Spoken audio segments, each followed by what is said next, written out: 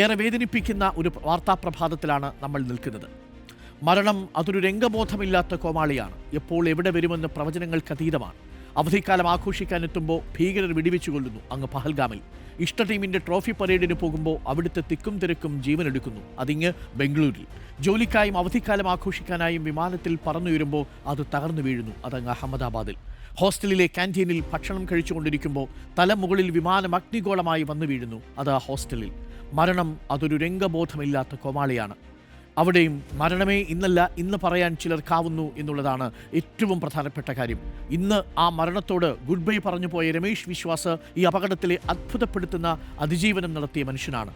രമേഷ് വിശ്വാസ് കുമാറിനെ പോലെ ചില അത്ഭുത മനുഷ്യർ അവർ ജീവിക്കുന്നത് നമുക്ക് വലിയ പ്രതീക്ഷകളുമായിട്ടാണ്. മരിച്ച 241 പേരിൽ, യാത്ര ചെയ്ത 242 പേരിൽ രമേഷ് വിശ്വാസ് കുമാർ ഉണ്ടായിരുന്നില്ല. 11A എന്ന ടിക്കറ്റ് നമ്പറിൽ യാത്ര ചെയ്ത രമേഷ് വിശ്വാസ് കുമാറിൻ്റെ രക്ഷപ്പെടൽ അത്ഭുതകരമായിട്ടാണ് നമ്മൾ കാണുന്നതും.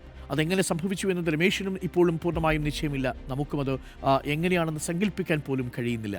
അതേസമയം ഒരുപാട് പ്രതീക്ഷകളോടുകൂടി UK പോയ ഒരുപാട് മനുഷ്യർ, നമ്മുടെ രഞ്ജിതയെ പോലെ, അതേപോലെ പ്രതീഷ് ദുരിയെപ്പോലെ, കോസിറോയെ പോലെ, ആ വിമാനത്തിലുണ്ടായിരുന്ന റോഷ്നിയെ പോലെ ആകാശത്തെ സ്നേഹിച്ച ഒരുപാട് മനുഷ്യർ, യാത്ര ചെയ്തിരുന്ന മനുഷ്യർ, പണിയെടുത്തിരുന്ന മനുഷ്യർ, ജീവനുള്ള കാലം ഏതു പ്രതിസന്ധിയിലും ചിരിച്ചുകൊണ്ട് തന്നെ ജീവിക്കുക എന്നതാണ് ഈ അപകടങ്ങളെല്ലാം നമ്മളോട് പറയുന്നത്. ഈ നിമിഷത്തിൽ തന്നെ ജീവിക്കൂ. നാളെ എന്തെന്ന് ആരെന്നും എങ്ങനെ അറിയാൻ നമുക്ക് സാധിക്കും?